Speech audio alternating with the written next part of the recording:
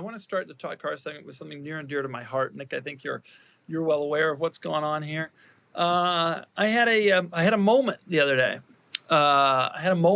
And I crossed a threshold. Filippo, will you pull up the photograph, please? There we go. That's not the one. The next one. Yeah, I hit 100,000 miles there in my Mercedes-Benz G500 Cabriolet. And then go back to that last photo. There it is. I hit 100,000 miles. I was off-road. This was by chance, by the way. I did not set it up this way, although I mostly drive it off-road, so I guess that makes sense. But I hit 100,000 miles. And I've only been in the car twice when that's happened. And what was the other time? I had a Range Rover that hit 100,000 miles. Wow. The CarMax one? Yeah, and I don't remember when that was or where. Anyway, this is a big moment, you know. I bought this car with 78,000 miles on it. I look at it. I look at the car, right? I physically lay eyes on the car, and I think to myself, I can't believe I drove this car 22,000 miles. Like, if you came to me with an open checkbook and said, name your price, but you have to drive this car 22,000 miles, I would say there is no amount of money you can give me that would make me want to spend 22,000 miles in this shortened G-Wagon. And yet here we are. How many years ago did you buy it? It was 2018? No, it was the fall of 19. I had just come back from a trip around the world. I literally went around the world. And when I got home, I got a dog and a convertible G-Wagon. Oh, they go hand in hand. I remember when you bought it and you mentioned to Sam and I, you're like, yeah, I think I'm going to go buy this. And you showed me a picture of it. And I thought, oh, that's a pretty cool way to spend 35 grand. And then you told me what it was actually going to cost. And I'm just like, this is the most insane, like my brain couldn't process it. And I just moved on. I was like, okay, like I don't know, this Greek. When I bought the car, I didn't know Nick all that well. And I was like, only the third or fourth time I met Nick, I like showed up in it. And I was like, I just bought this. And he was like, what the hell? It's an exceptionally good automobile. Yeah, it's been great. It's been great. It's my family car out here. We've been using it every day. The whole family rides it in, including the dog. It's been sand toys and everything. Nick and Filippo, can you share for me, please, a special moment that you've had with the G500 Cabriolet? Yeah, let me think about that. Let's come back to this next week. I'll think. I will say you've never had any special moments with it. Nobody has. It is special though to take a car over 100,000 miles. Like that to me is like a meaningful thing. In the Cayenne, I captured that.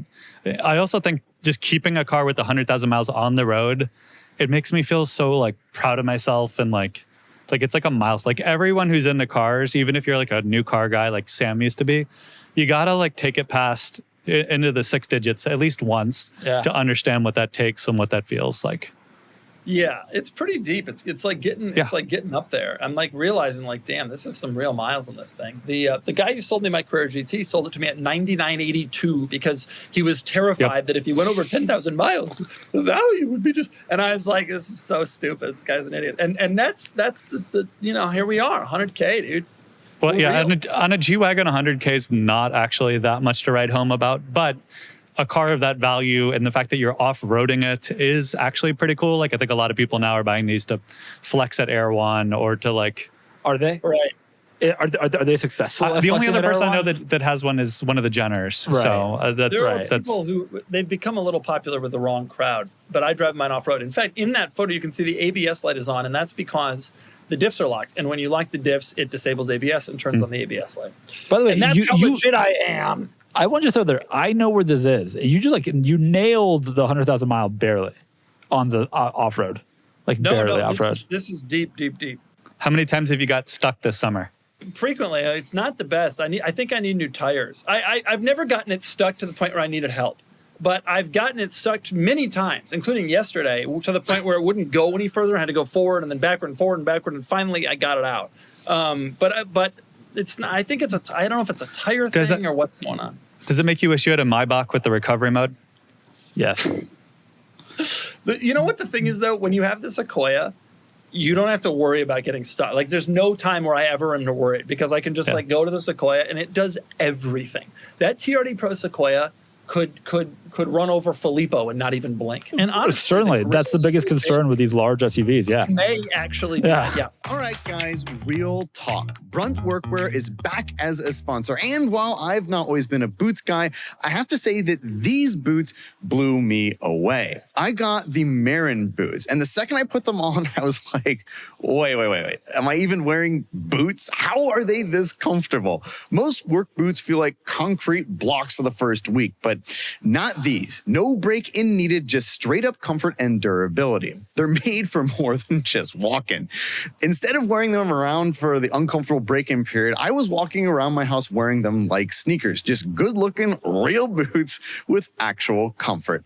Brunt was founded by a guy named Eric Gerard, and he grew up as a salt-of-the-earth, blue-collar guy and built this brand for real workers. That's why these boots are named after guys he grew up with. It's personal, and it shows.